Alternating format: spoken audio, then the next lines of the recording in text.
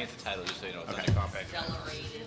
All right, we will call to order at 6:02, and we'll start with agenda adjustments. The only piece I have, Chair, is I had talked to you about inviting Attorney O'Shaughnessy to talk to us about just the tax cap and the budget. And if the board doesn't object, I'd like to move him up to the next item, so he can give us that, and then we'll have that information for future discussions around the budget later tonight and at future meetings. Very good, thank you.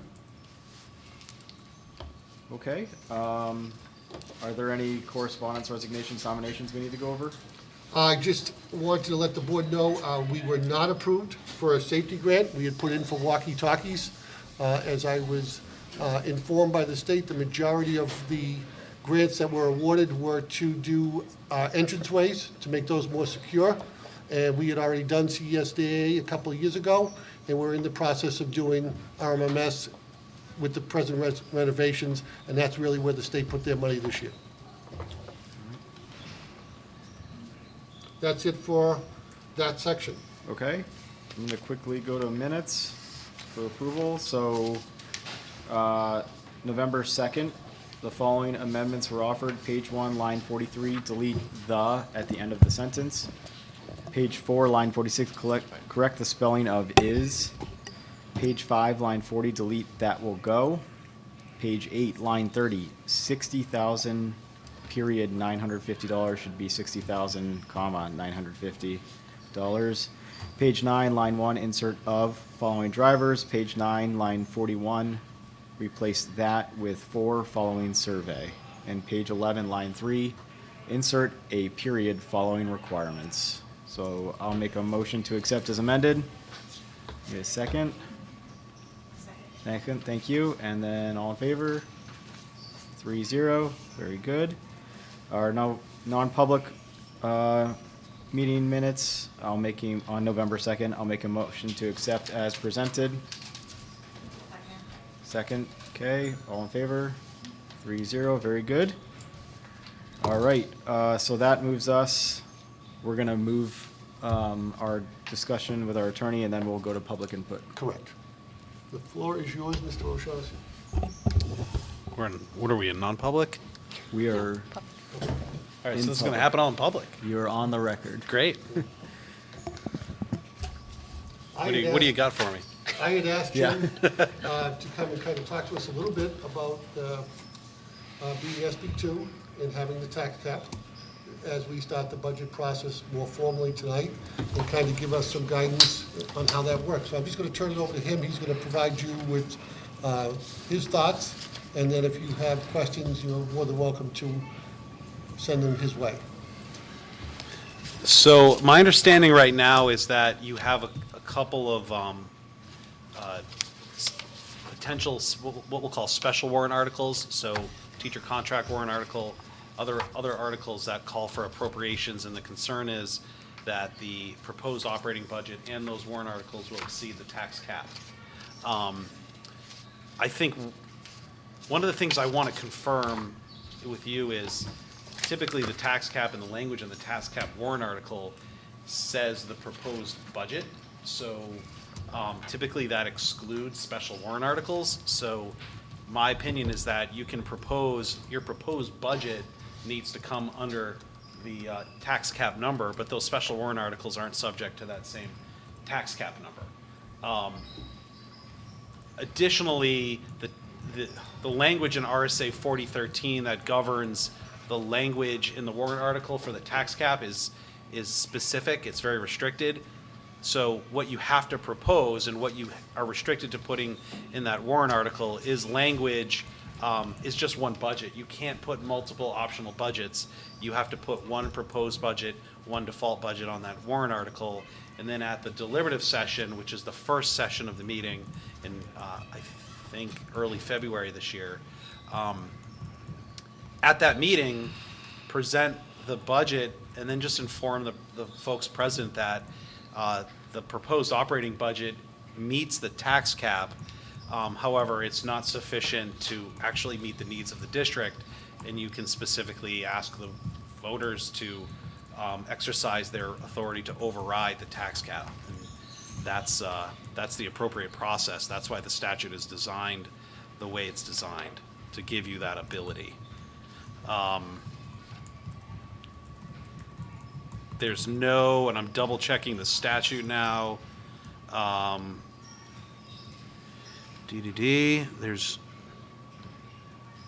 There's no special vote for a tax cap override. It's a simple majority vote.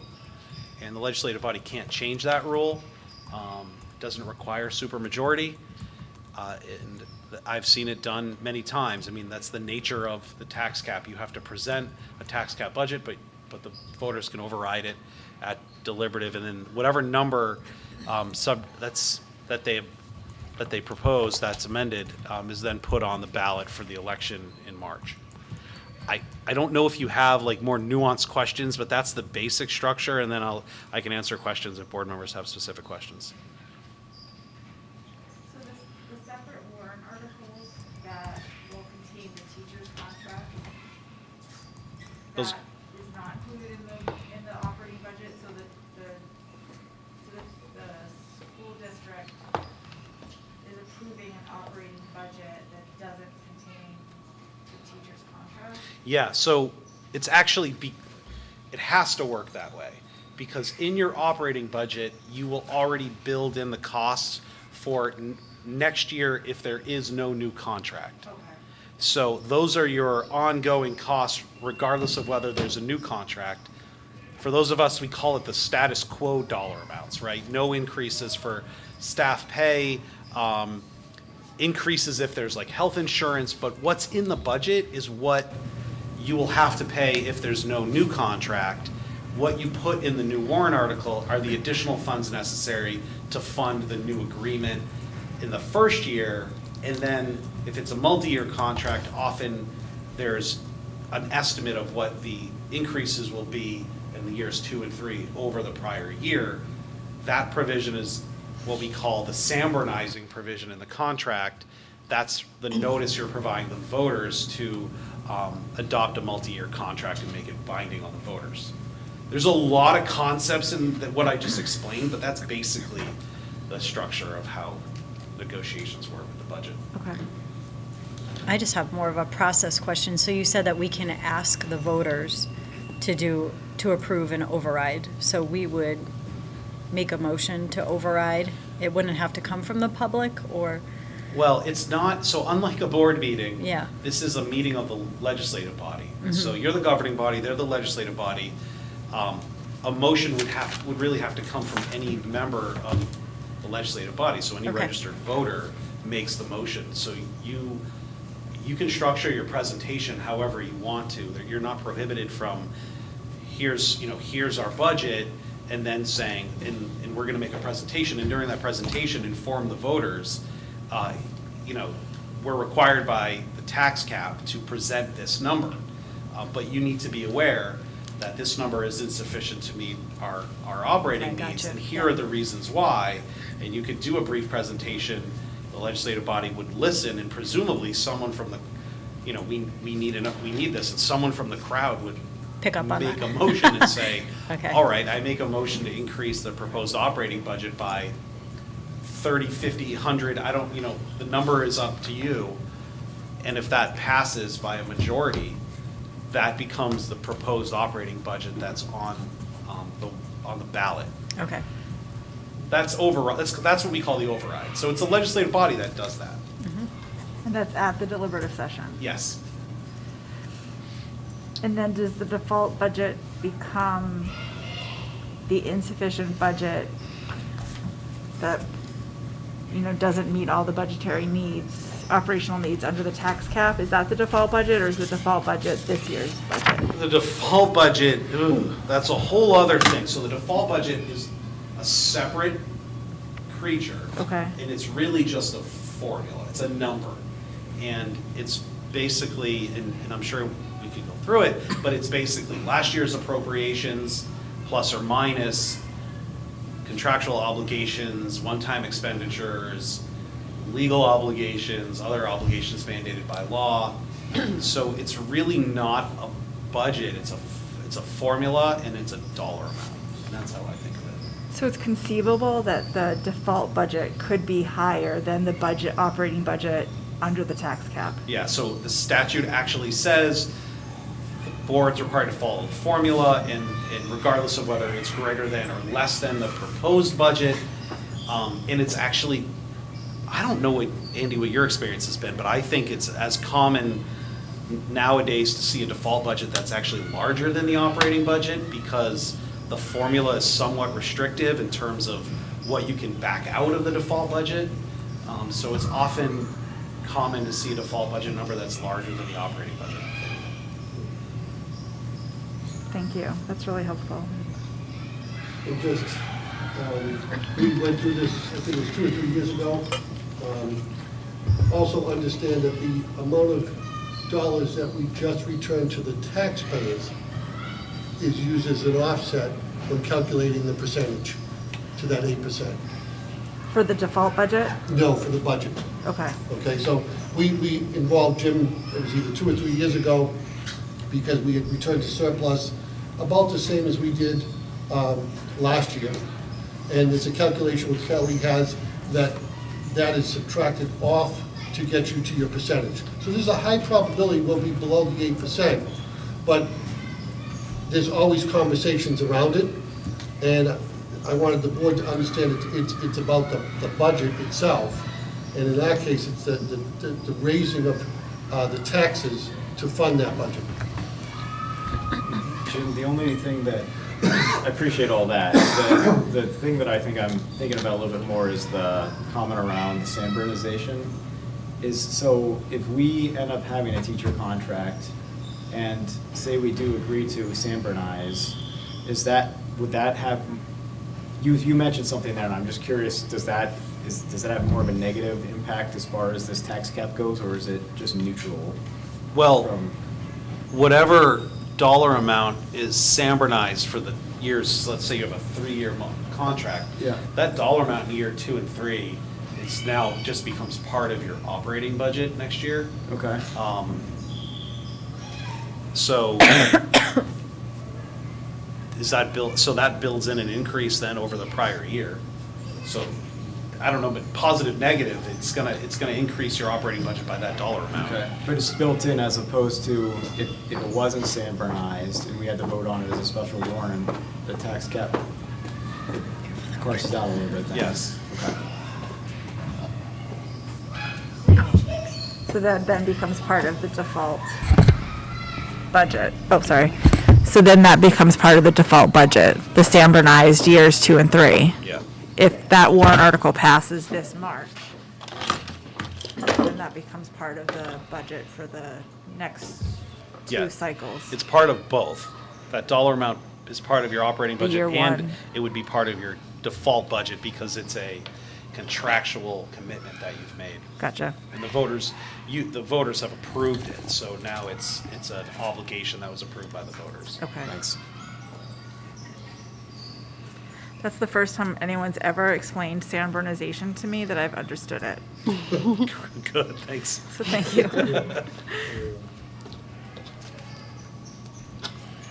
Any other questions for Jim? And obviously, as we go through the budget, if Kelly or the board has questions, we will send them off to Jim, and he'll provide us his updates on that. Okay, Super. I good. Appreciate it, Jim. Try to beat the wind. Thank you, Yeah, the yeah. winds, yeah. It's coming. Yes, it Drive is. safely. Thanks. Thanks for your input. Thank you. Okay, very good. So that will get us back to our agenda now, and we are at public input. So- Oh, hi Tracy. Okay. Tracy. Well, nice to It meet was really you. great to hear Yeah. that part. Great. Thank you. Okay, so we will move over to our principal's report then. Okay, good evening. As you can see, our enrollment has pretty much stayed where it was at the last meeting. RMS is at 330 students and CSD is at 259 for a total of 589 students.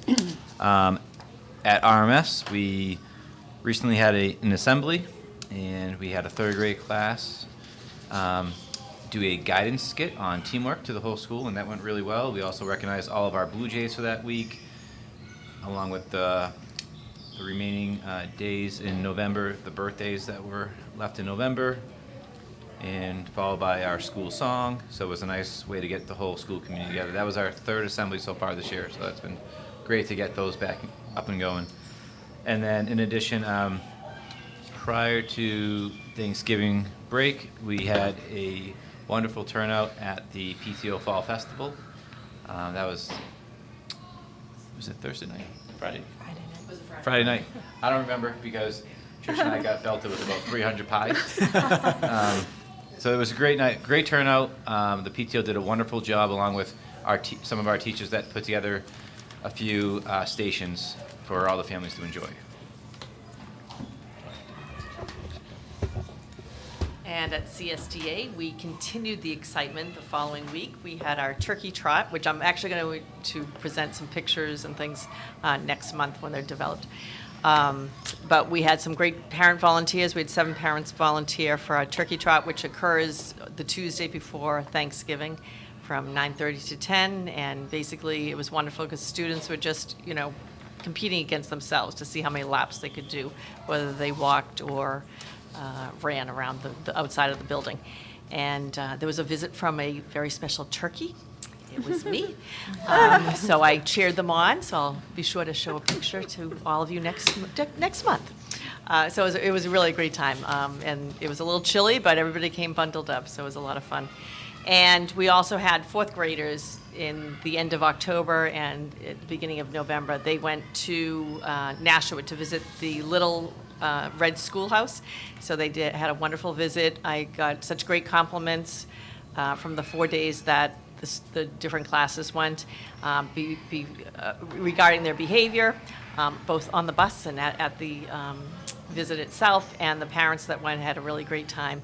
And when I spoke to several of the students, I said, "Oh, do you want me to impose any of those rules or policies that they had back then?" And they're like, "No, we like our school just the way it is." So they had a great time. And I just want to remind everybody that we'll be having our CSDA band and chorus concert back on December 14th. So that'll be something nice to bring back for the first time since I've been here.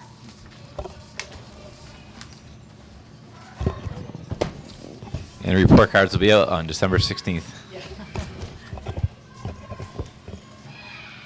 All right. That's wild that you haven't been to a concert. That's hard to Well, we believe. had one in the spring, but Okay, we haven't had got it. But since, the holiday one, so Yeah. it'll be really exciting. Huh. All right.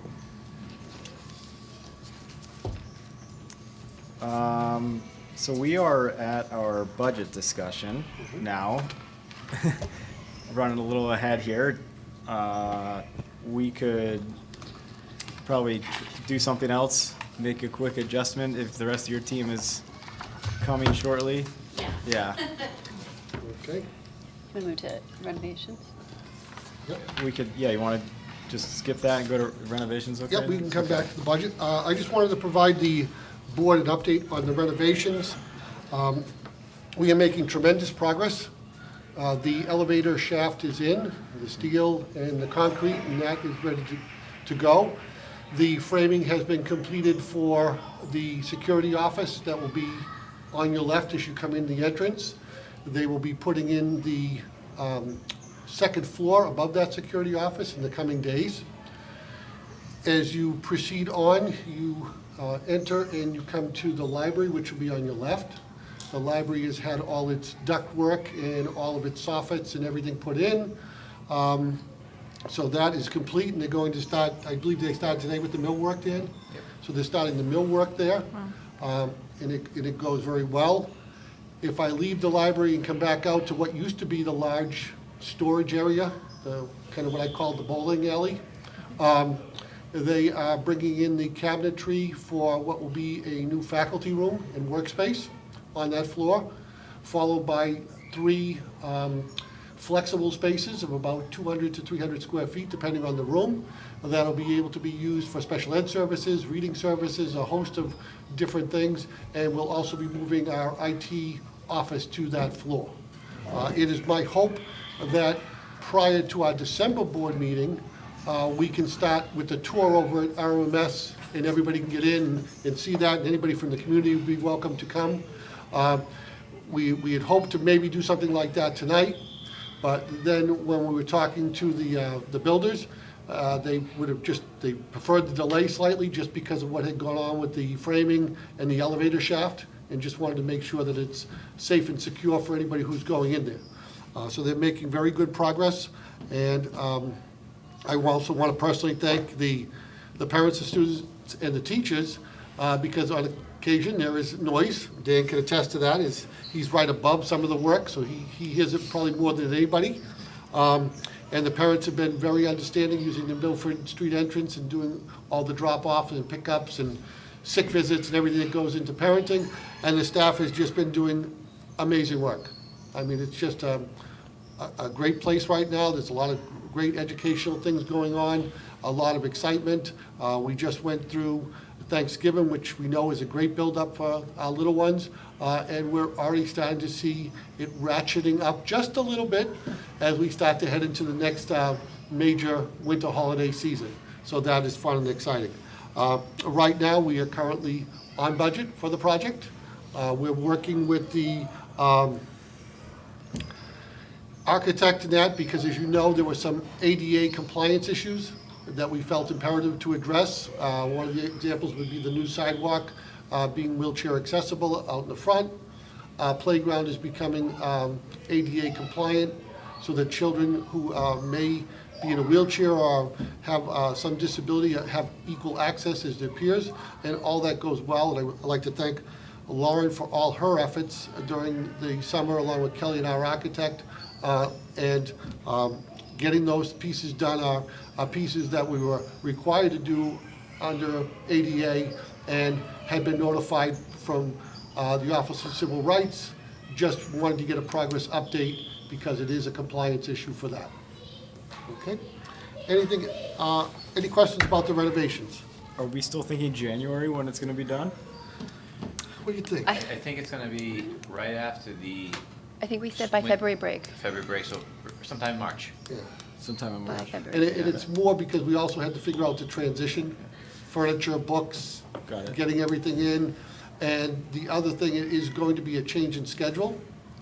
So we didn't want to do it piecemeal. We want to be like one change and only one change, because, right now, kindergarten and first grade are used to having library coming to them. So this is going to be a change. And we work so hard to develop routines with kids that all of a sudden, when you have a change, we don't think it's a big deal, but we find out quickly it's a big deal. Yeah. Did I just make January up? Is that why you're smiling at me? What's that? Did I make January up? No. Did I? Okay. No. No. I think originally we would like to be January. Okay, I bet you would too. I was like, every It's time, am I great when asking earlier Feels like every I'm drilling time? right through my seat, No, they're great to work with too. The crew that's there, so Yeah. Yeah. great. Good. The next piece, I had put a link to a building survey discussion. This was provided to me by Board Member Mikovich. And as we were dialoguing and looking at this, there's a wealth of information.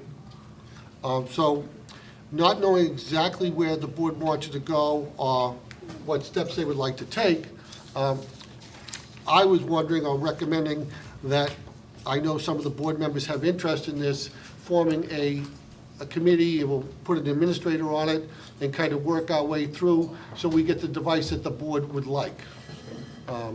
And I don't want to overstep, but I know both Kelly and Colleen had interest, and I was hoping that you'd both agree to serve. We wouldn't have a quorum of the board. That's not the intent. It's to bring information back to the board. And we would, for ease of access, utilize Zoom. Okay?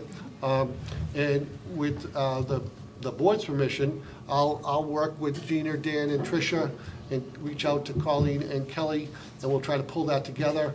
I did mention to Colleen, I became aware that Bob Thompson, who was our former assistant superintendent here, when he went to Hampstead, he used a survey just to try to get data Yep. about what he was coming into. So I will get a copy of that as well, He thought that worked well, except for trying to take I'll say, the complete sentence answers and try to, kind of put them together, Yep. what they were talking about, so we can look at that as well. Do you know if he used a specific tool or if it was just like a Google survey that he created? I think it was a tool that he got permission to adapt. Okay. All right, and I can check with him on that in case I misspeak. And then that committee would work as a subset of the board, so we would bring our information back to the board. Yeah, I'd be more than happy to do that. I think that makes sense. And we've already narrowed it down, so I think the committee could work pretty quickly to come back to the board just with a tool, basically. Yeah, just from what I've been looking at, it seems like our options are going to be using like something like a standalone tool versus implementing like the entire EDSCLS thing, which sounds like there's a lot of probably IT infrastructure, in which case, like, maybe we would be looking at piloting it in the Brookline School District and then building it out to the Hollis or the co-op. Yep. No, absolutely, and I think that's why the committee, because I think the other piece would be if we develop a tool that we find is appropriate, that is in the board's toolkit for every year, every other year, once every 3 years, Right. whatever they so choose. And each board can look at that tool and tweak it, adjust it to their likes or needs. But I think this is something that will, like I said, provide us another tool in our toolkit. Yep. Absolutely, happy to serve. Excellent. So then I will coordinate getting an email out at the beginning of next week, and we'll try to have an update, if not a selection, maybe for our December meeting. Okay. That'd be Another great. question, through your, like, association of superintendents, or, I don't know if that would be the appropriate place to ask, but I guess asking if other superintendents or other districts in the state have used either, it'd be great to see if anyone has experience using the EDSCLS. Yep. And so I don't know if it's appropriate, if you would give us maybe contact information that we could, send out an email query to that, Yep. to that organization. Just, again, like, not trying to reinvent the wheel, and if Right. other, if we have like schools, like districts that have used similar tools, it'd be helpful to, I can absolutely start with what I'll call the South Central, okay, which is, your Bedford, London, everybody in the southern tier. So very similar districts, and see if any of those have used that, and happy to get that information as well. great, thank you. Any other questions or discussion around the survey discussion? No? No, I think it makes sense. Thank you. And we will move forward. So, I've been looking back, so we have something in our outline around meeting timeline for 2023, but it's not in our on the other agenda. Do we want to talk about that at all, or? This one? Yeah, I was trying to find it then. Yeah, that thing. That's it. Yeah. But it's in one, but not the other. Do we want to just quickly go over that, or? What do you mean one but not the other? One board packet. Alyssa It's not in our said- board packet, but it's in my It was sent outline. separately. Right. Yeah. Right. You got it. I don't have it in my packet. We don't have to go over it tonight. No, I we think we should. we typically do. Yeah. We have what we call the master calendar for our budgets because it's 4 different entities. The first entity, which is discussed in December, is actually the SAU budget. That's brought to the SAU board via a public hearing, and the legislative body for the SAU is the SAU board. Once that budget is approved, all right, and what I mean by approved, we have a number proposed, and we have it's very similar to the default, but it's called the adjusted budget, because it's not identical. Those 2 numbers go on the warrant. That warrant is then presented at each of the deliberative sessions or annual meetings, and then voted on. And if all 3 of the districts pass that warrant, then the budget is adopted. If it fails, then the adjusted budget is adopted. Okay, so it's very similar to the default in your SB2 town. On this chart, we have the traditional meetings, because Hollis and the co-op still are traditional, and then we have SB2 for Brookline. So the last day to post a notice of a budget hearing is the third day of January. The last day for negotiated cost items to be finalized is the 10th. The last day for petition warrant articles is also the 10th. The public hearing date is the 11th, with a snow date of the 12th. So is that the deliberative, or no, that's not the deliberative That's public session? hearing. Right, that is, we're in this type of format. We have specifically a public hearing to hear input from the community on the budget. The board can that night act or not act on the input that they hear for any of the warrant articles. Okay. Then the first session deliberative would be the 8th of February. The snow date on that would be the 10th. We submit our town report on the 3rd, which is, since we went SB2 as a school district and the town is still traditional, it's a very difficult process with the town report. The information is designed more for the regular traditional annual meeting. So we do try to provide information to voters regarding the budget when they come to that night. The last day for the budget committee to deliver the budget, that matters in Hollis and the co-op. In Brookline, we have a finance committee which provides recommendations to the articles. The last day to post a warrant budget in default budget is the 30th of January. And then at that point, we're quiet for a little while. We have the annual report with budget and ballot questions made available to the voters on March 6th. And then we go to the polls on the 14th of March. And then we submit the completed forms of what happened to the DRA on the 3rd of April. And as you can see, January to March, basically for the administration, is just a series of meetings and deadlines and different budgets. Is there any questions on that calendar? Thanks, Gina. Welcome. Okay. You good? Yeah, So thank two you. big dates are the 11th and the 8th. 11th of January, 8th of February. All right, thank you. Thanks for going through that. Okay. Hello. Are you all, as a team, ready to talk about budget now?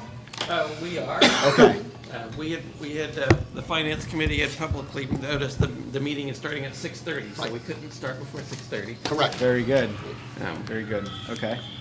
And I believe Cindy is watching us at home, Yes. and she, if was feeling up to it, was going to call me on my cell.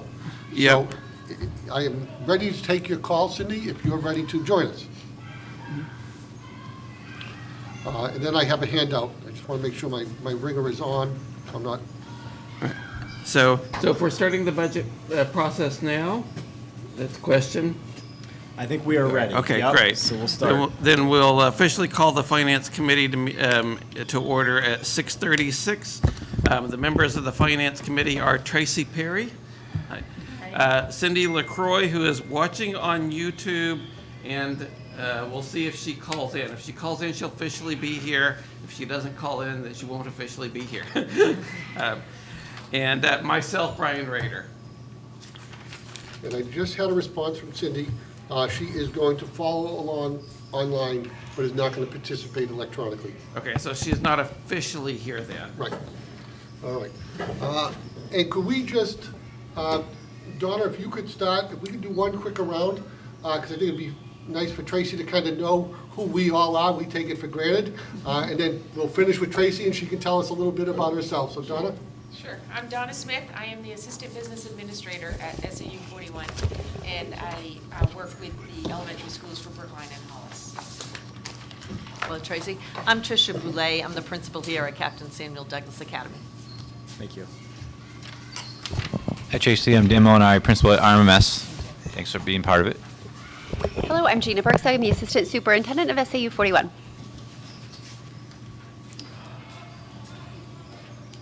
All right, I'm Ken Haig, School Board Chair. Kelly Thacker, school board member.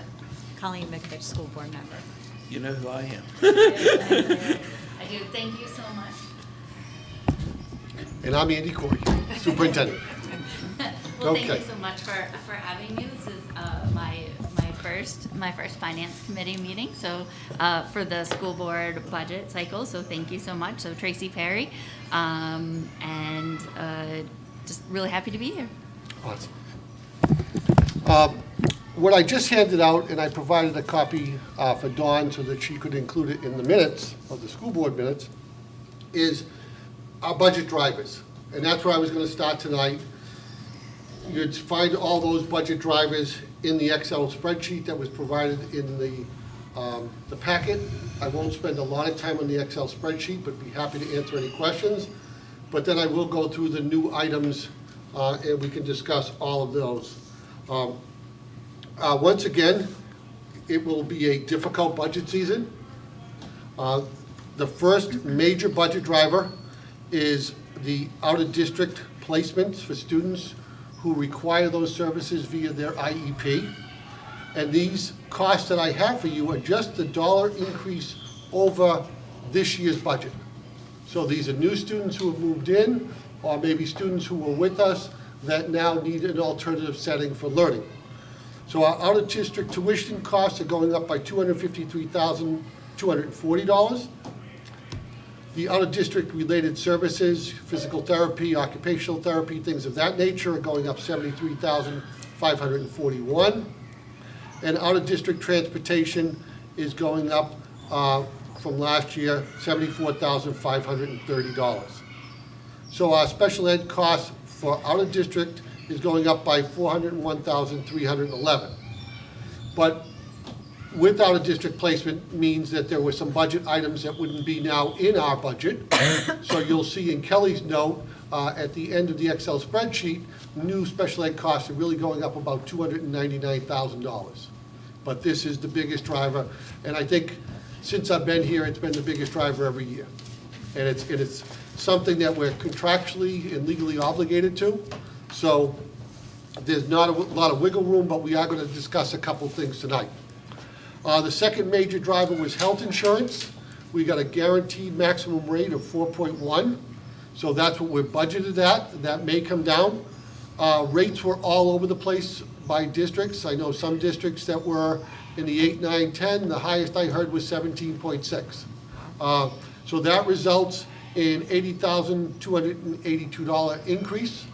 And I do want to thank Human Resources, because they have been, for the last 4 or 5 years, doing a number of internal programs, really working with our staff, because to contain health insurance costs, the major thing you must do is bend the cost curve.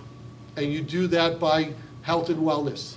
So we're right now as a district in our Maintain, Don't Gain program for the holidays. And it's a 4-week program, and you get regular emails of different strategies and things you can do, and get out of your chair, get in a walk. And these pieces add up over time. And I think that's why I want to commend them for our GMR staying stable for a number of years now. Utilities, I don't think this is any surprise to anybody. We're seeing this in our own houses. Our electric bill is projected to go up $13,000. Oil is projected to go up $59,000, and our propane $2,000, for a driver of $74,000 under utilities. Last year, the voters were gracious enough to approve our bond request. Last year was a principal and interest payment. So this year, that bond is increased by $55,179. Regular ed transportation, our normal adjustment via the contract is $23,256, and our fuel for the contract is $18,000. So our regular ed students' buses will go up by $41,256. We have an increase in special education para needs. That is the equivalent of 2 paras at $43,358. We will talk a little bit more about those in a couple minutes. The SAU assessment, that is the proportion of the budget that comes to Brookline for the overall increase. This year, the SAU assessment for Brookline would increase by $38,983. Teacher retirement, this is a contractual benefit. We have some teachers who have elected to retire, and that benefit provides them with $32,458 of an increase. The teachers' computers are up for replacement. I think we have approximately somewhere between 15 and 20. It's more specific in the new items that we'll review, and that's $16,500. We're seeing an increase for wages for personal care. Personal care is a para who is working with the student that may need toileting, extensive services to be in our school on a daily basis. So that is going up by $10,500 to meet those needs. And contracted services, this is, it may be hearing or vision related or something to that nature. Those are $9,400. So those are the 12 major drivers that we see the impact of, which the increases account to $803,227. Okay? Any questions about just the driver sheet? I don't want to move on too quickly, and if somebody has anything. I just have a question about the out-of-district tuition. As districts are seeing more and more kids with behavioral issues and social emotional issues, is there a plan to build a program within, and I don't know anything about these students, and I know I can't ask anything about these students, so I'm making an assumption that some of this might be students with social emotional behavioral issues. But are we thinking about, because I know we're short-staffed, a special ed administrator, and then we have Lauren trying to take over all of that, are we still able to plan for either keeping kids through in-district programs or bringing them back into their home districts? Both. Both, okay. The majority of this new cost is dedicated to specific needs of an individual that we feel is best serviced out of district. We are developing programming, and we're looking at that program starting in 3- and 4-year-old program. And we presently have a student who tuitions from Brookline to Hollis. Okay. So if we have room, we're designing programs that service student needs, not trying to duplicate services between the two districts. Right, that's right. Okay? That makes sense. yeah. Because one of my big goals is when you're in an out-of-district placement, oftentimes you're on a bus for 45 minutes to an hour. And educationally, I don't think it's better than what we offer. What we always try to do is find placements that will help the individual develop a skill set that can return to us, whether it's K-6 or 7 through 12. Okay. Just to give you an idea, I would say our total out-of-district placements across the SAU are probably right around a dozen. That's K-12.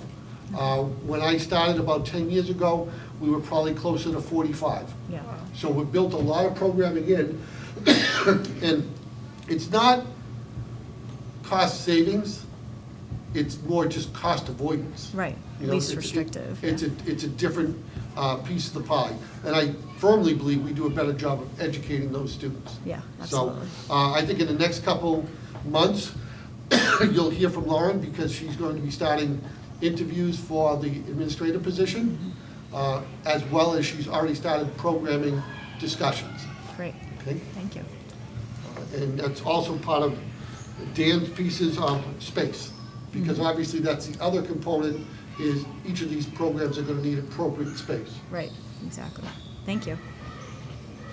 But the number of a dozen is really good for K-12. That's so low. I mean, and there Yeah. are just students that, no matter what, you cannot build a program for every Correct. student. You can't provide safely. Correct. So, Yep. thank you. Tracy? Yeah, so just going a little bit off of that and what Colleen was saying, I just want to preface it by just thanking you in advance for your patience tonight with some of my questions maybe. I think building that capacity here in the district is something that I admire and I wholeheartedly support. I think to that point, there are some positions that I noticed that we are still looking for. And I just wanted to ask if those are still built into the budget. And that we're still looking for those, but how are those handled? Are those still here in the budget? Are we still accounting for those? Well, first of all, in our current budget, FY '23, those positions are all encumbered as we continue to interview and try to fill them. And as we go month to month, what will happen is those encumbrances will be released. And that's why if you were to look at the minutes from either last month or the month before, you would see we were projecting basically finishing about even or slightly negative, knowing full well that some of those positions would not be filled. But just recently, we were able to fill one of our custodians' positions. We're going to actually talk a little bit when we get to new items about those 2 para positions, because I have a thought that may help us budgetary-wise and still meet the needs. And in terms of the present opening for our administrator, Lauren will be talking with somebody tomorrow. Oh, great. And we may contract with a retiree to serve us during the remainder of this school year, because we feel very confident that when we post a position in the spring, that we'll get solid applicants. Okay?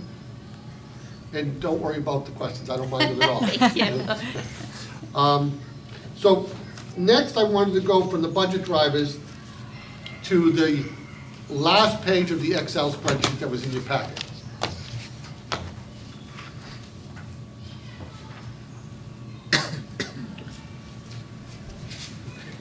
What you will notice on the last page, and it's always the first page I go to, which the business office hates, is it gives you the final numbers of where we are right now tonight.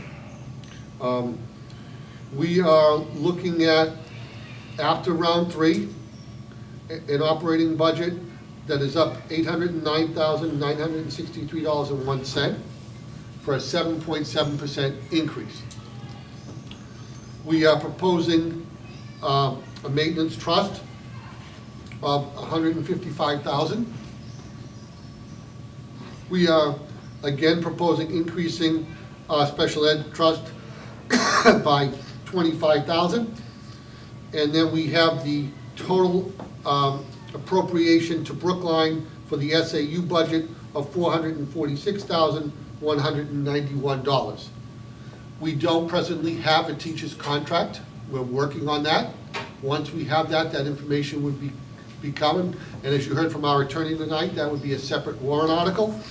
And we are also going to discuss capital repairs and capital bonds. I will tell you up front, I think our highest priority needs to be if we can reach a teacher's contract that is good for both parties. We do have aging buildings, so I do have some concerns. I will, a little later tonight, give you the 2 biggest needs from a capital improvement piece. But at the same time, we just received the bond last year and are going to make some significant improvements with that, which we're really excited about. We did apply for building aid with the state. We submitted 4 projects, one for each of the co-op buildings and one for each of the buildings in Brookline. There were 17 applicants. Our priorities were ranked 14th, 15th, 16th, and 17th. I don't think we will see building aid, but it's something we had to do because it does provide 30% offset. It should be noted that the governor came out and kind of highlighted his budget pieces, and one of the things he talked about was a concern of how much capital improvement the state could do. So the $50 million that's been talked about, if you're not aware, there's probably 3 or 4 new school proposals, and a new school would eat up that entire proposal. And out of that $50 million, there's still funding projects that were approved a number of years back. So we'll continue to move forward, we'll continue to bring suggestions, but at the same time, we're just trying to be conscious of, you know, number one priority is the educational pieces. You know, I'm working with Lance and contractors to, you know, okay, I know the boiler here is a priority, but how long can we go? Same discussions you'd have at home, you know? And do pots still exist? Because in our oldest building, which is probably the primary school or RMS, sometimes we struggle to get pots for equipment. So also on the operating budget piece, we returned somewhere between $400,000 and $500,000 to offset this year's taxes. There is a part of the formula for the tax cap that offset will reduce that percentage. Okay? Kelly will calculate that as we get further along in the budget process, probably next month, and move forward with that. I don't typically go line by line. Where I picked out those drivers were from the Excel spreadsheet. If, as a finance committee member or a board member, you have a specific question on a line, you can always bring it to the meeting, or you can simply send me off an email if you're working on it and get that information. Are there any questions on the Excel spreadsheet? I had just two questions about all the detailed thing. One was a general comment that in looking through that, I didn't, especially at the kind of the supplies expenses and books and things like that, I was seeing a lot of flat numbers from one budget to the others, which were very close to the actuals from like the last couple of years. And given this budget starts, you know, next year, I'm wondering about inflation. I mean, we've seen like 8% inflation this year. It seems like those numbers are much more closer than to the previous budget than I would have expected. I would say that we went through and intentionally tried to level fund as many lines as possible, knowing what was going on in special ed and some other pieces. But I will share, you know, our cost for a case of paper is almost doubled. Toilet paper, hand soap, all the things that people don't necessarily think of that we go through in large quantities in the school.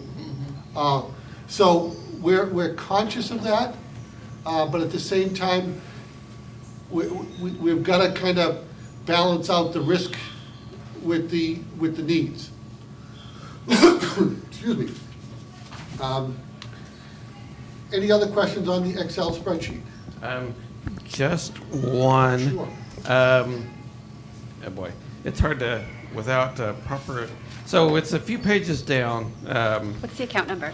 But let's look at 10.2400.899. Okay. It's at the end of one of the big sections. Yes, There. the 84.8 and the 72.406? Yes. Okay. Yes, the 84.8 and the 72.406. Those are, at least according to the subject, it's proposed budget changes. That sounds to me like it's just the total things that were in that section. Correct. And all those two numbers Yep. are going to be the new items spreadsheet that we're going to go through next. Oh, I Again, those see. are combined and pulled in. But whenever we have new items, Okay. so we can show the voters exactly what we're looking at, Okay. we break it out. Okay, so that's the new item stuff. Correct. Okay, great, thank you. You're welcome. So with that, I'll move into the new items. And we go through a series of rounds. And in round one, I encourage the principals to ask for everything and kind of make sure that they get things in the agenda or on the budget piece. Maybe that they're going to say, I don't need it this year.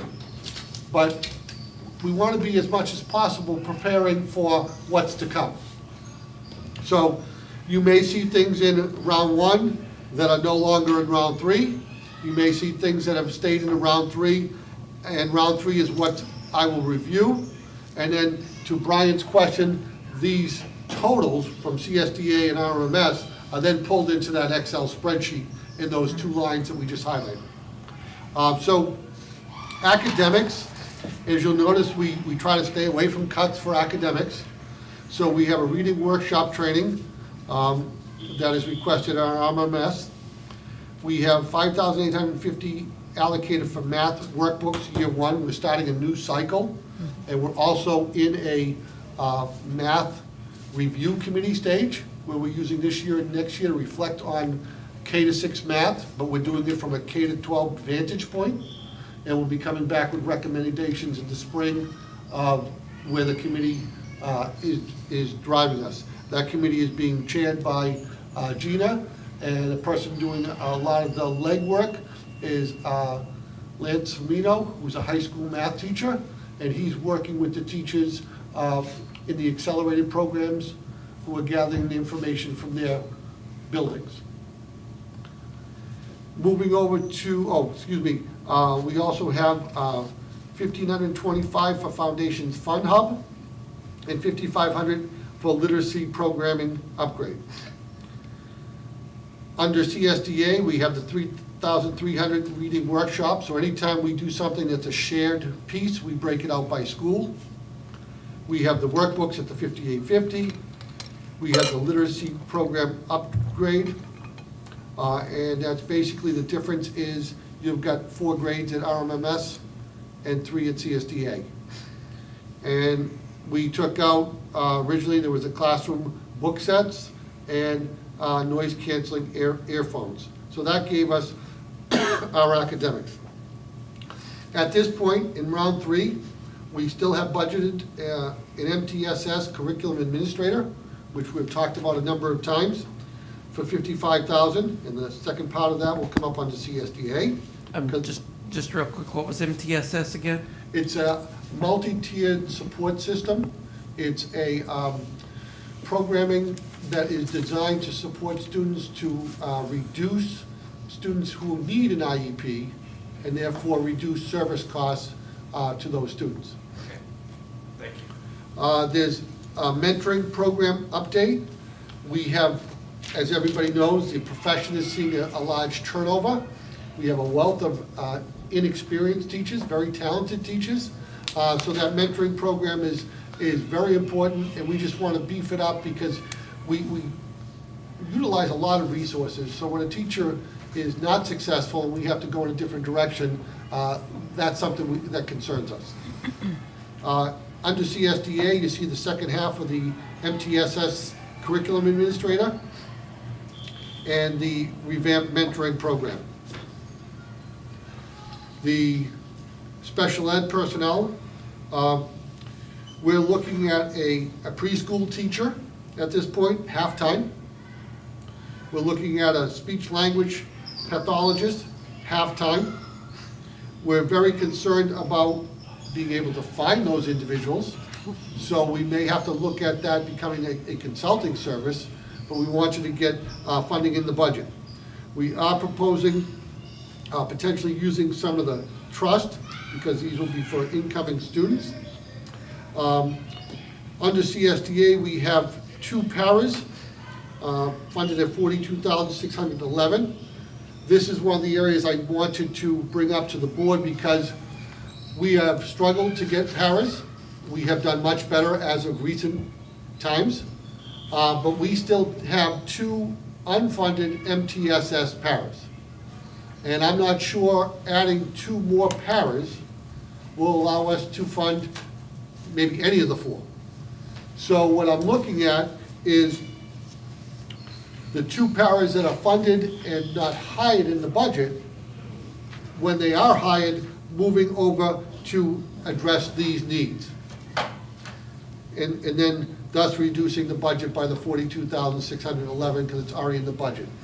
And that's something we'll discuss at the end and would most likely occur in a subsequent round if that's what the Finance Committee and the board thought was appropriate. Andy, what did you say about the classroom teacher on grade 6? I don't know if I just missed it, and I was thinking, but we went from 72.5 to 0. Yes, the classroom teacher for grade 6 was the teacher we had added during COVID and coming out of COVID, utilizing ESSER funds. Yep. So we maintain our class size according to educational specs. Yep. by eliminating that position. So we're eliminating it? We would be eliminating it. Okay. The elimination would actually be done via a retirement that we already have. Okay. So we wouldn't be letting any staff member go. Yep. Just that retirement would not be, right. Yep. Okay. And that will, like I said, the important part is we'll be able to maintain our class ratios. And looking at it from an assessment point of view, we have made gains that we hope to make by that specific group having smaller class sizes. Got it. Thank you. Under new equipment, computers, I don't want you to think that we're not getting anything. We qualify for two things. One is a rural educational grant because of our location, and the other is E-rate funding.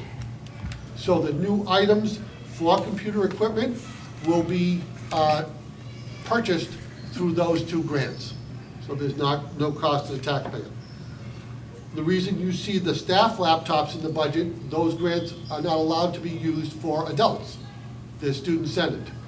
So at RMMS, we have 10 aging laptops. Go ahead, Could Brian. you just briefly address what new computers you'd fund through those grants, just very briefly? They're going to be listed actually at the very end of this. Oh, they are? Okay, Yeah. great, thank you. Okay. So we have the staff laptops that are a number of years old and at end of useful life.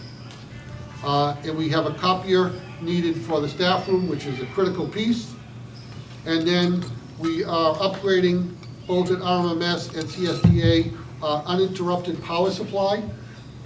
That's basically an upgrade to our backup system, so if we lose power during a storm or something, all the information in our databases stays current. You see the same 10 laptops for CSDA, and we had put in interactive flat panels there, and you'll see, Brian, that those have been moved to REAP. And then we have the $2,000 for the uninterrupted power supply, also at CSDA. We have what we call some shared services software. So we have Windows imaging software that needs to be upgraded, as well as critical backup system software that will be upgraded in both buildings. Those are $456 for the imaging software and $800 for the critical systems backup. The safety compliance issues, we need an auto meter at $1,369. Much of our safety and compliance has been done over the last few years, and obviously the new addition at RMMS with the security office and that, and what you can see at CSDA have both been significant, and we continue to go with our ongoing training, which Dan is now taken over the emergency operations planning and kind of coordinates it SAU-wide. Okay. Facilities maintenance. As you see, a lot of these items were, again, removed based on where the budget was at. We are keeping the laminator replacement for $1,500. The playground mulch is a safety issue. We are continuing with one classroom of flooring just to maintain our schedule at RMMS. And at CSDA, I believe we now have a typo for, we have the 0 as we've taken out those pieces, and the grand total for the two buildings are $8,000. In terms of the end of the new items, we go back to our operating budget, which is the same as the Excel spreadsheet, the $809,964 for a 7.7% increase. We have our SAU assessment. We have our maintenance trust request and our special ed. Brian had asked regarding what are the two biggest priorities from a capital improvements point of view. The two items that we would look at potentially as critical, still working to see if we can stretch it out another year, is the boiler here at CSDA, excuse me, which is about $500,000, and the control system. The control system would be the overarching software that would coordinate the lights, the heat going on, the heat going off, all of those type of things. So if we have some options, we could put a warrant on for just those critical items. But obviously, it has been our desire, custom, with large items like that, to try to spread them out over time. So that people in the community who come in today are sharing the cost with people who may have left the community. So that's when we look at a warrant or lease or a bond. So Kelly did some research, and if you had the appetite, you could propose a $1 million bond, which would be $65,000 of an increase. Obviously, there'll be further discussion with that. As I've already stated, my top priority is hopefully getting a teacher's contract that everybody can support. But at the same time, Kelly felt an obligation to make sure you were aware of that potential for a bond. But the interest rates have not gone in our favor. As the chair alluded to last meeting, the $2.9 million bond last year looks like a bargain today because of interest rates. The voters were able to support the 1.5. So some of the items that we're talking about are critical were in last year's bond. And as a community, we just couldn't afford it, which the community has always provided so much for our schools. I don't want that to be a negative at all. We're going to have a brand new library, new handicapped access. We have so many positives coming out of last year's budget. But it's just interest rates are changing, and we're just not sure where things are going, so I'm not sure I'm that confident to propose a bond. In terms of the maintenance expendable trust, what that is we have a maintenance trust, and each year the voters approve a certain dollar amount that goes in, and we're able to carry that over from year to year. So our opening balance this year is $71,200. Kelly has reduced the maintenance trust request to $155,000. What she's recommending, we are in phase 2 of cafeteria tables at RMS. They are, in some instances, what I would say beyond their useful life. We have, when possible, reallocated, so we did buy some new tables at the middle school. So we've transferred those over to, was it RMS, correct? Yep. Right. We need an upgrade to a burglar alarm. We have a need for an update to our phone system. We have access points for our internet that are at end of life. The major item at Maintenance Trust and at CSDA is our fire panel. We were notified by the fire department, it was either last month's meeting or the meeting before.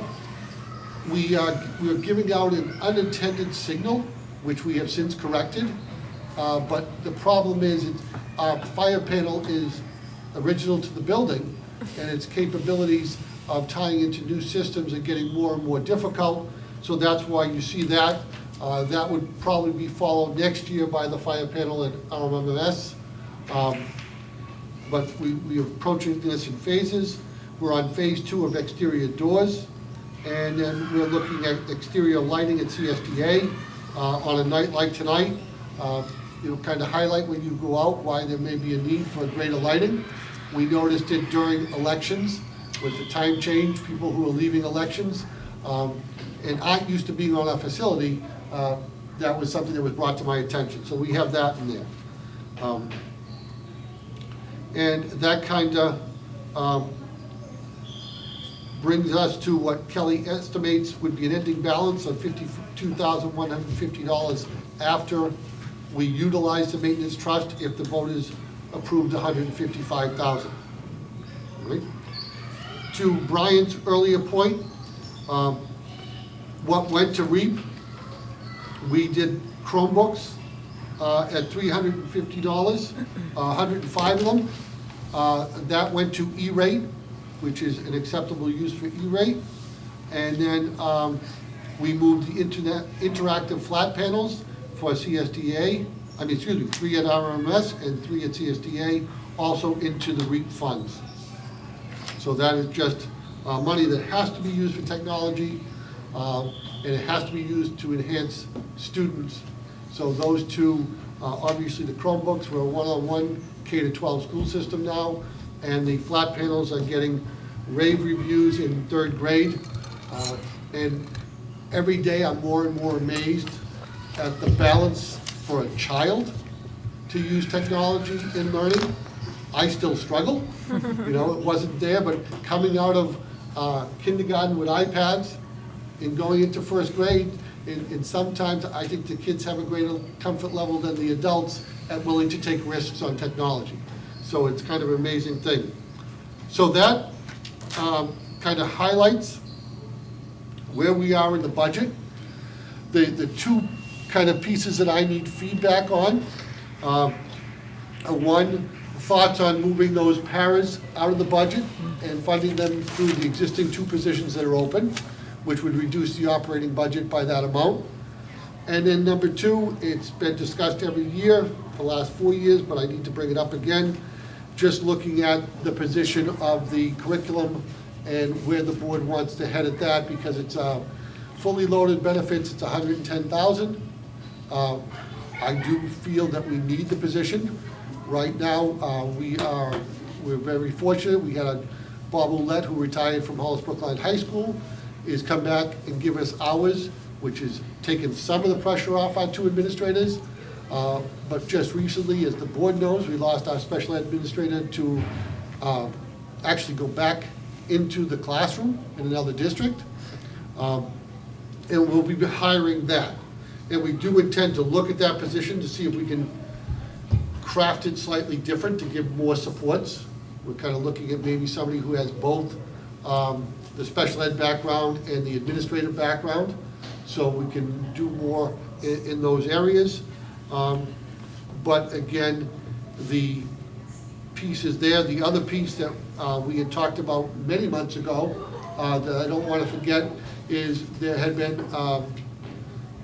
a request brought up by the board member to look at an SRO. I have talked to Chief Quigley. If we did that, if the board wanted to do that, it would be a separate warrant article. That cost would be $100,000. There are potential grants for that, but I don't like to, make people think we're going to get a grant, because as we know, when the economy contracts, so do grants. So those are the pieces that I take any feedback. One of the things that I'm trying to avoid is reducing staff, which would increase class sizes, because we've worked very hard on that. I think with the present state of special ed, knowing what our needs are, not knowing who's going to move in potentially, but knowing what our needs are, I think we'll be well-staffed to meet those needs with the paras and that are in the budget. And now I'll be quiet and take notes and do my work and kind of get the idea where I'm heading for next time.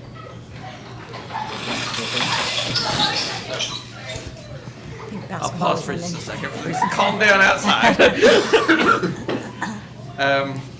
So I see a lot of challenges being addressed in this budget. This was clearly a very difficult budget to come up with. Just for some background in the kinds of budgets that we've looked at in the past, the budgets that we've done in the past have done more than this one. There's been a lot of maintenance things that are typically taken care of, some new programs, things that are usually started. This is a very minimal budget, really.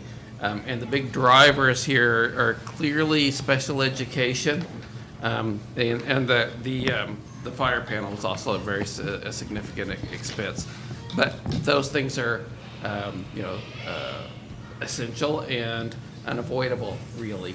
I think, given the challenges that we've had to deal with, also including the issues of being able to hire and keep people in the current economy and the inflation and whatnot, I think this is probably the best that we're really going to be able to do. It is a significant increase. I mean, we're talking about a 7.7% increase in the operating budget and a 12% increase overall. This is before the teacher salary negotiations. But just the out-of-state special education costs account for roughly 4% of that increase. So it's like half the increase in the budget is just the out-of-state special education changes, plus basically the fire panel is basically another 1% of our total budget. Those are very significant things to have to swallow here. So I appreciate the work that's done with it. I think it's overall a reasonable budget given the challenges that we're having to deal with. This is, I think, a reasonable thing. I would have to agree. I just wanted to say thank you to you all for all of the work that you do every day, and for this budget. It represents a tremendous amount of work. I think whatever we can do to support the school and the students and our staff and our teachers, I think that we are here in the community to do that. I think the biggest drivers, as you've mentioned, are out of district tuition and things that we can't control, like the utilities. I think that's a hard pill to swallow, and I'm sad. I'm kind of sad to see that is such a huge driver of this budget. When I was going through it, I was pretty disheartened to see things like utilities and things like that. I was hoping that it was going to be really great stuff that we could look at and discuss tonight, and not see things that from round one that were cut so drastically in round three from these really great projects. So thank you, and yeah. And just as feedback on the positions, I can understand the paras. If we're going to have difficulty trying to get 2 paras, then budgeting for 4 maybe just a bit too much. The other position, though, I mean, we definitely need that. I would keep that in there. If we can possibly fill that, that would really be good.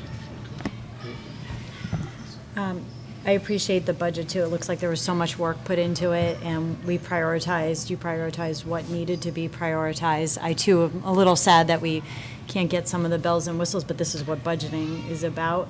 As far as your question on the 3 different positions, I support absolutely 100% a curriculum administrator. I think that is absolutely necessary. I do not support at this time an SRO, because I think our discussion about it didn't have, I work with SROs, I know what SROs do, I respect that. As kids get older, they're more and more helpful.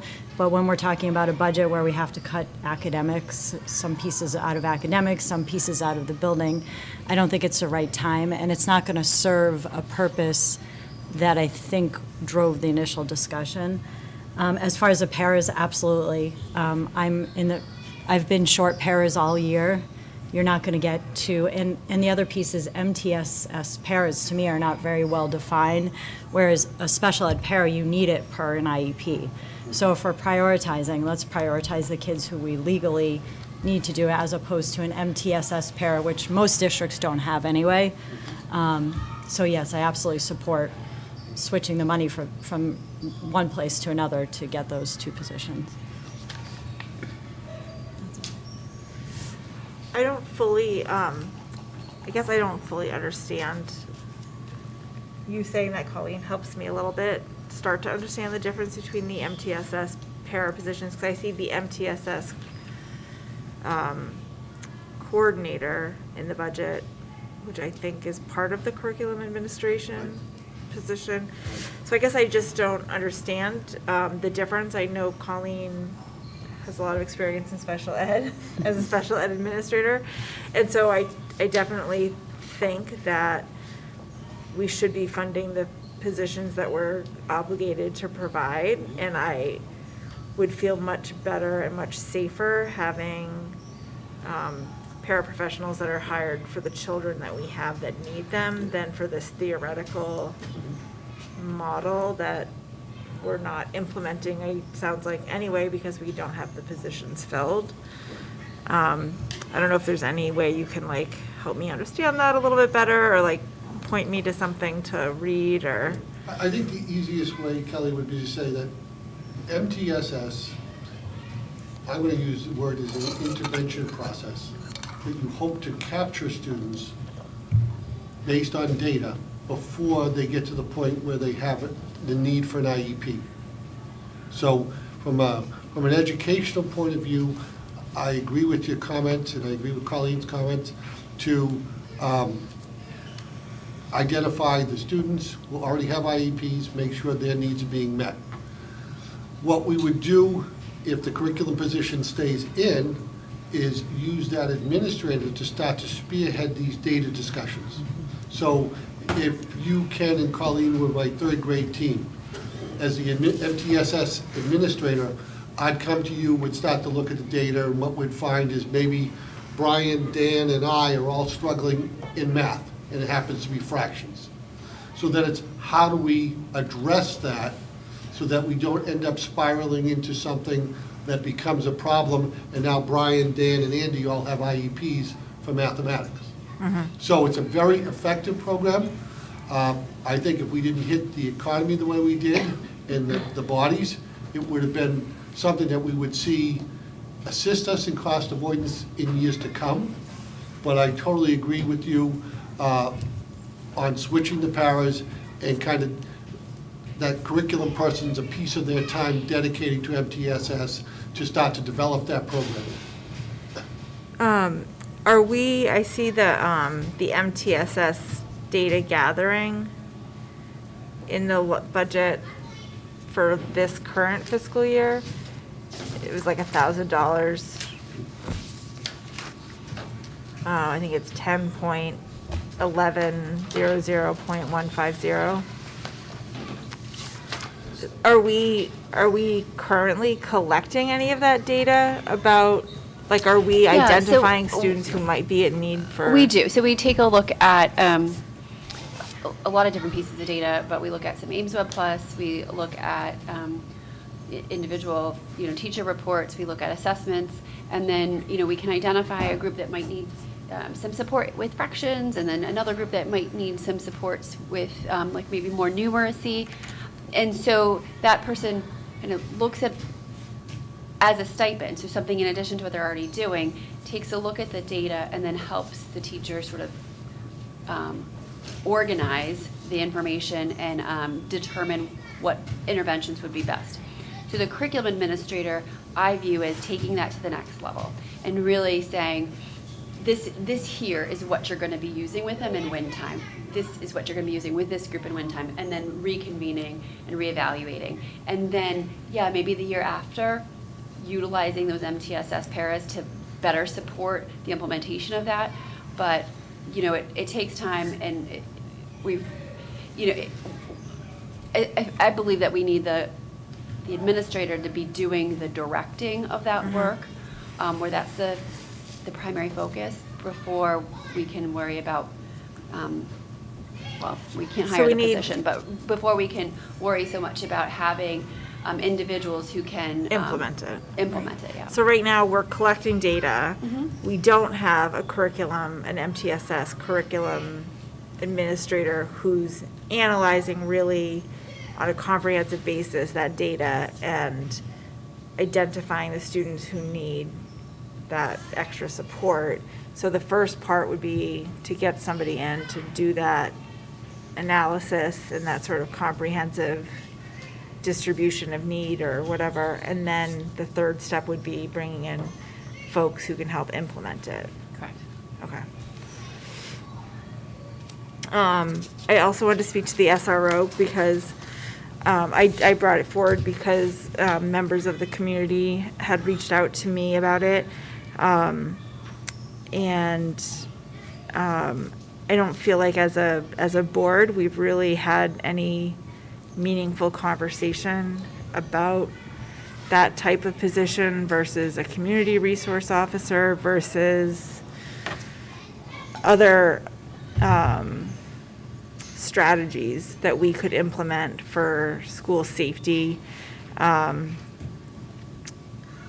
I wouldn't be in favor of putting a warrant article at this time because I don't think that we have really had any conversations about it at all. And that would be, I guess I would like more feedback from members of the community, or like for us to have a study on it to see what that would add to our community instead of just, voting on whether or not we want it without thinking about what that looks like, what benefit, looking at some of the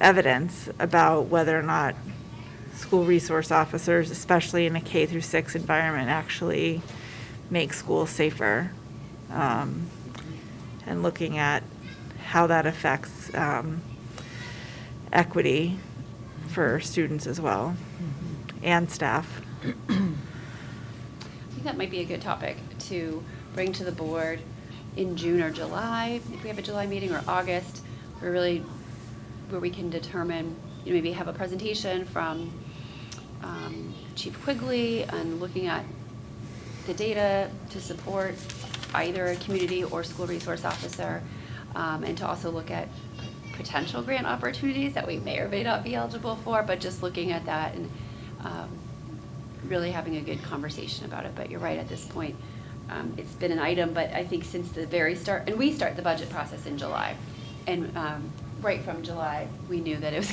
going to be a really difficult budget year, so we knew that would be a difficult warrant article to add to what we would already be facing. I'd like to even have a broader discussion too, if that's okay, and again, this is my first round through this whole process, so it may or may not be appropriate, but what's the most needed position? And Chief Quigley can't tell us that, but our administrators, our teachers can tell us that.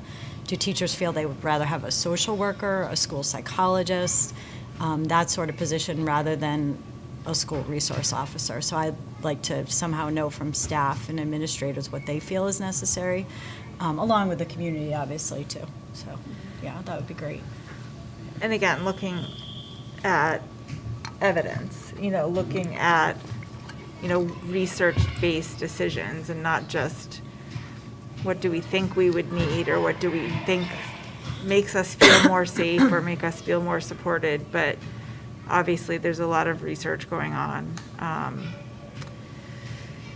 into what works, and I agree with Colleen, not just limiting our scope to a police model, but looking at other models of building and community support. Sure, and this year is the first year in FY23, the co-op, that we've had a social worker, in our budget and funded and filled, which is great. So that's, been an interesting transition for us, that we could take a look at how the position has been utilized and, what the possibilities could be, looking at one of our elementary districts.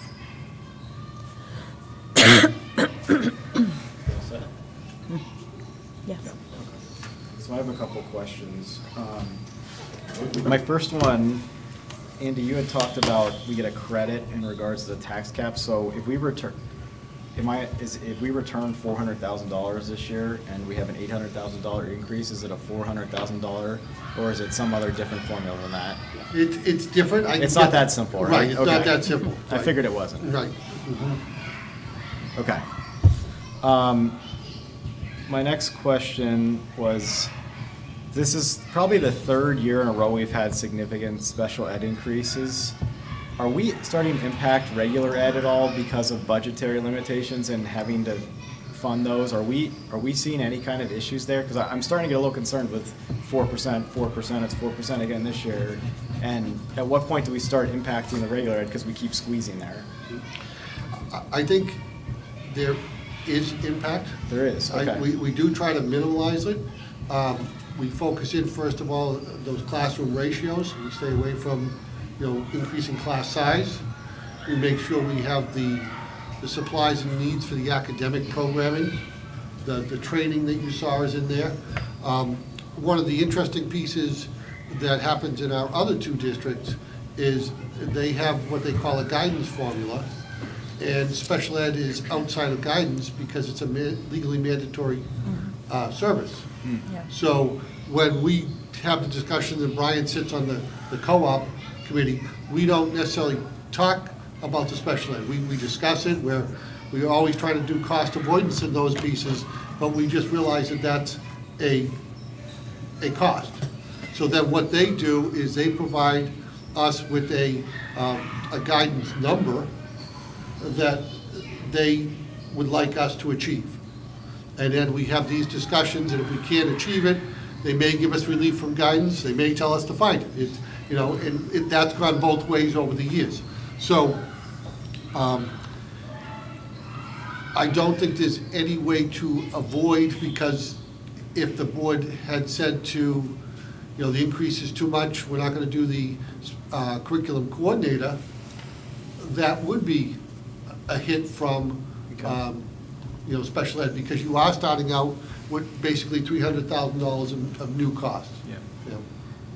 I'm firmly in favor of the curriculum coordinator. I guess I should say that too. I didn't mention that. I would absolutely prioritize that over the SRO, and I very much feel like this year is the year for the curriculum coordinator, and to the point you just made then too, I guess I wouldn't put them together then, because I think we've identified throughout the course of this year that as a community, we feel like that's necessary too. All right, so thank you.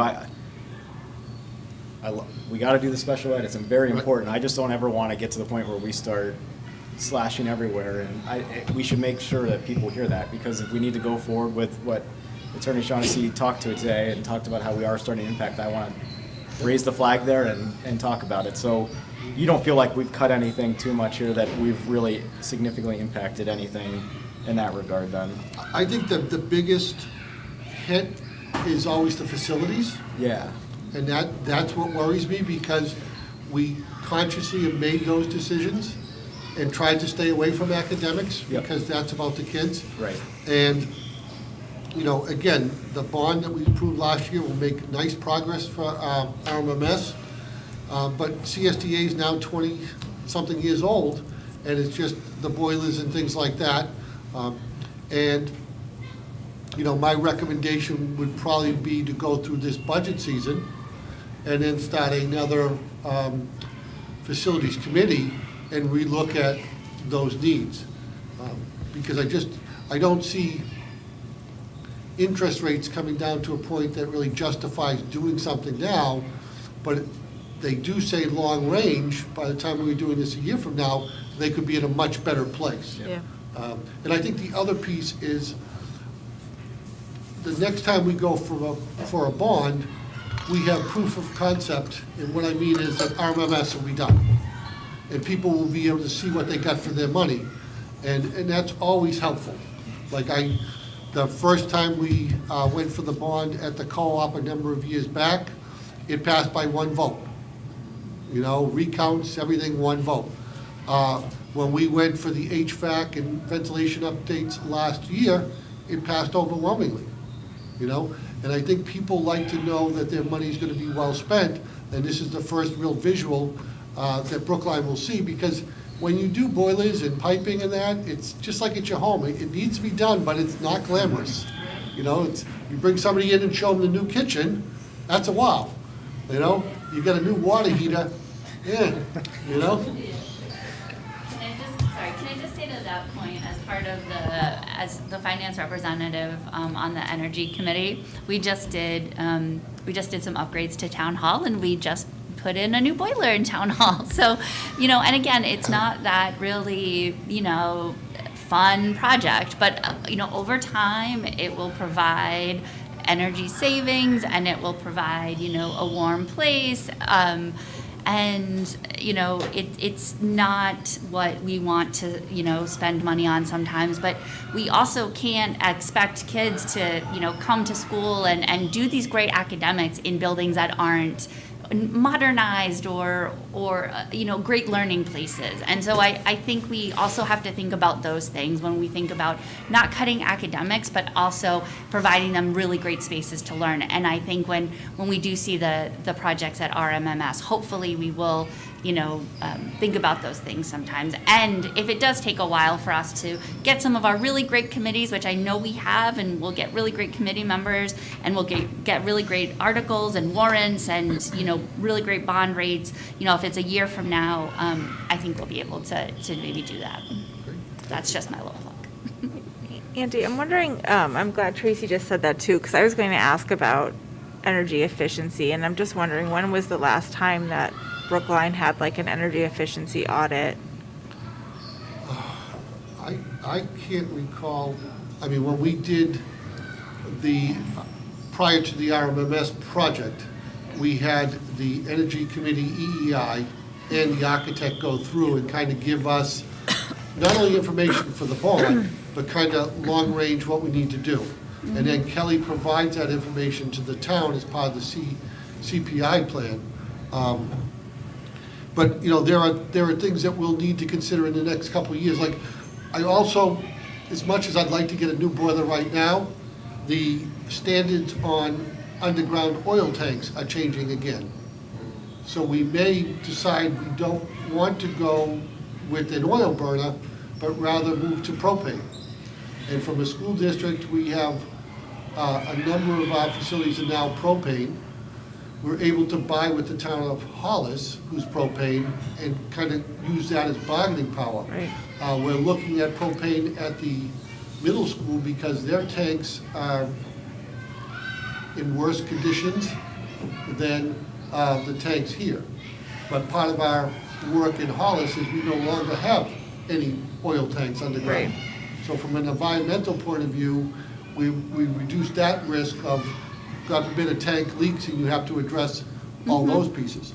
So I definitely think we need to kind of put more of what I'll call a master plan. And if we're gonna do a boiler, we have to make the decision on what type.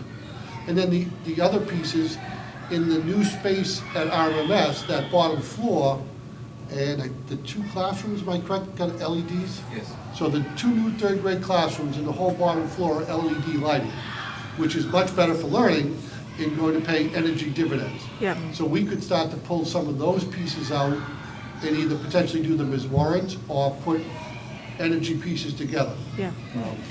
In Hollis, they went with solar and they put it on their roofs, and it's accounting, probably over 80% of their electricity is generated through their solar panels. So I think we need to do those things, but I don't want to lose sight of the progress that we've made as a school system Right. on behalf of kids. Right. I think everywhere in New Hampshire is dealing with old buildings, whether it's the towns or the schools. It's just, our communities are older and our buildings have been around for many years. So we'll address those, but I just, the cost of even considering a new building is almost off the table. Right. I understand it's probably a conversation that's like way beyond this budget cycle and this meeting tonight. I would love to see, I don't know if I was at a co-op meeting or an SAU board meeting, somewhere I was talking to somebody about what they were able to do at in the Hollis School District with, wrapping the buildings and, increasing the ventilation and the solar. And I want that too. Yep. I want us to be able to be more self-sustainable. I'd like us to be able to forward off some of these, tens of $1,000s in electricity increases. And I don't know if we've looked at geothermal or, Yep.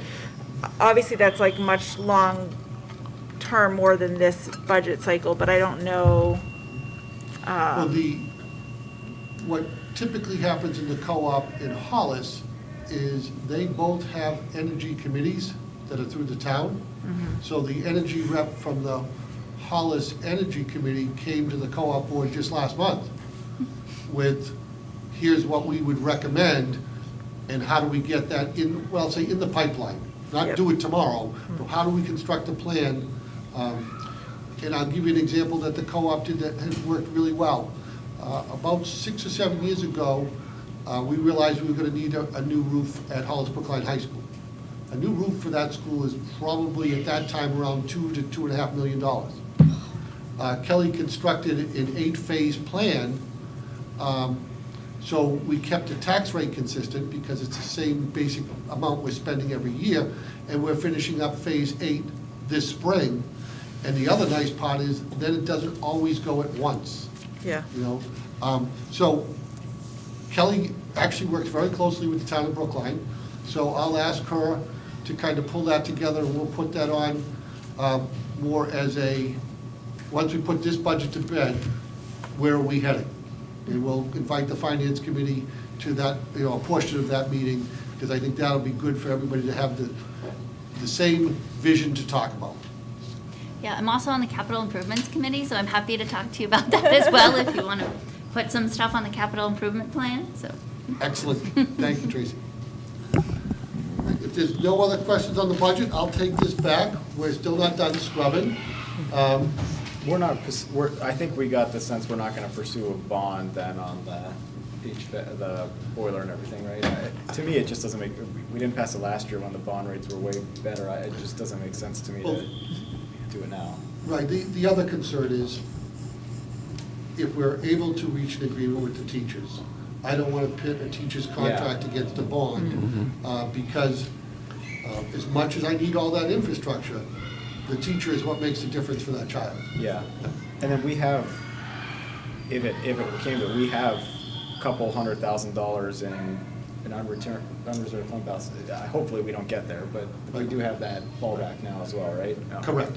Yep. Okay, thanks. I had just one last question. It's not really related to the budget, but I'm going to ask it anyway. I really haven't been following it, so what's the status of the RMMS building upgrades through the bonds? I'd be happy to give you a quick update. We did it at the beginning of our meeting, and I'll make sure to invite the finance committee. We're hoping to tour next month. Oh, that'd be Okay? perfect. But right now, Brian, they've installed the structural pieces for the elevator. Yep. The new security entrance is framed in.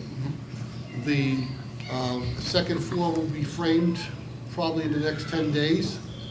So above that security office will become one floor. The library is, all the ventilation, ductwork, all that's been done. They started to do some cabinetry work in what will be a new workspace for teachers. And then we'll have 3 flex spaces for students to receive services in those small groups, because if we're going to try to avoid sending kids out of district, we're going to need those type of rooms, 200-300 square feet, to provide services in. But it goes very well, and most importantly, right now, it's on budget. The other piece is, there were some ADA compliance issues that we had to address here. So we did a new curb cut on the sidewalk out there during the summer, and we did some extensive work to the playground so that all children would have the same access. Great. And those, we're hoping to include in the bond, but if we have to, we'll look at the operating budget, or because they were identified under special ed services, we may go to the special ed trust. Great, thank you, I appreciate that. You're welcome. Are we done with the budget session I then? think we're good. All right, then I will call the Finance Committee adjourned at 7:45. And thank you very much to everyone in the administration and to the school board. This Thank was you. a very good meeting. Great. Thank you, Brian. All right, Turn over to, we are down to policy now. Yeah? And we're still 14 minutes ahead of I agenda. know. All right. Gotta keep it going.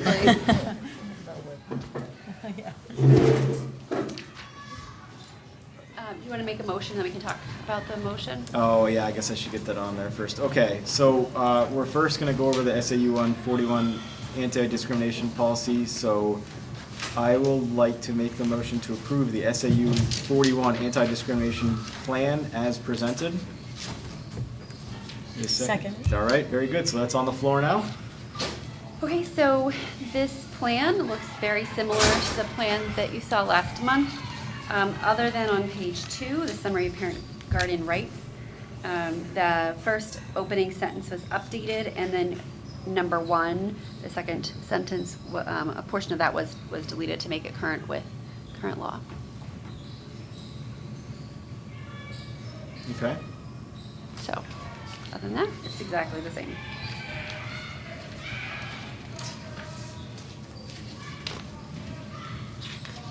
And this edition was approved in co-op. It's already approved? It's already approved in co-op. The old version was approved in Hollis, but we'll update that. So any questions or? I don't have any. Anyone else? No, I don't. Okay. Okay, we're gonna put that to a vote then. Do you need a motion? I did already. Oh, you did already? Yep. Okay. And I seconded it. Yep. All right. All right, so all in favor? Thank 3 to you. 0. Okay. So our next one is AC, non-discrimination, equal opportunity. I'll make a motion again and we'll go through it. So I'll make a motion to accept the third reading and adopt policy AC, non-discrimination, equal opportunity employment, and district anti-discrimination plan. So I need a second. I'll second that. Thank you.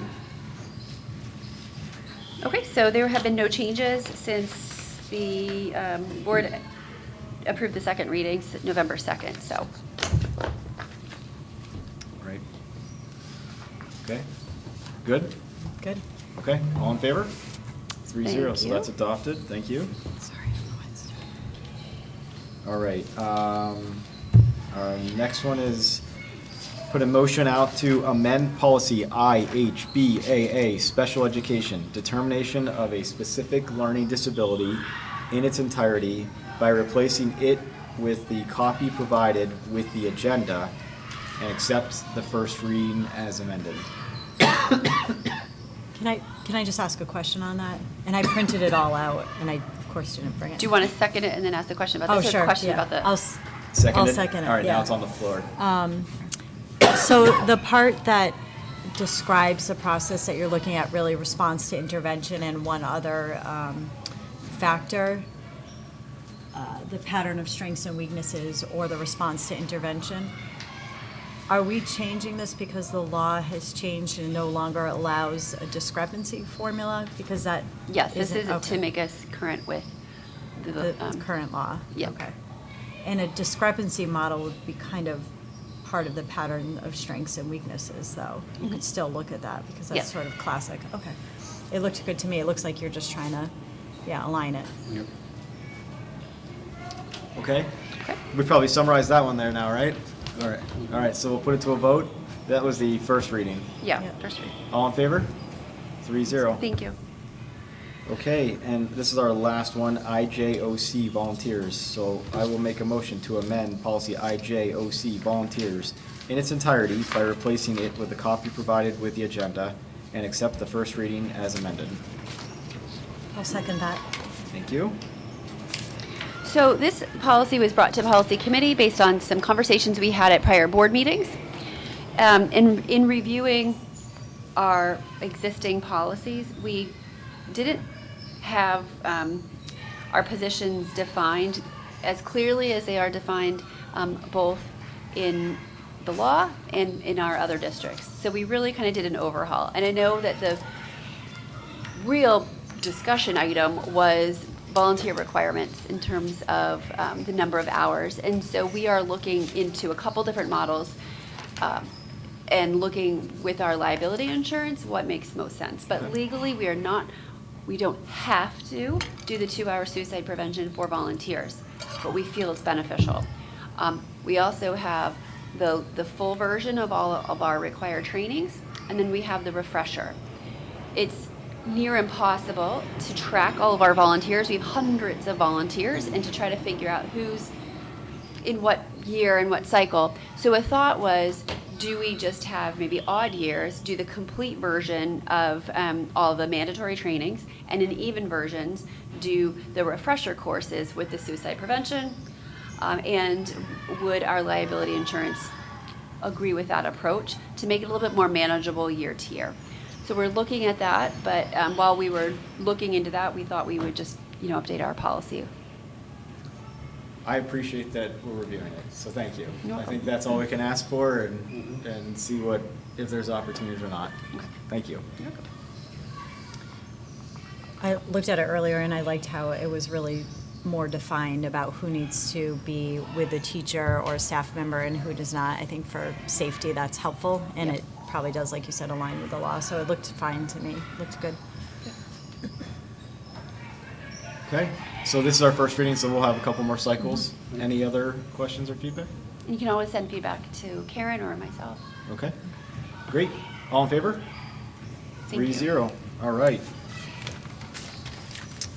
So that puts us to, do we need a non-public this evening?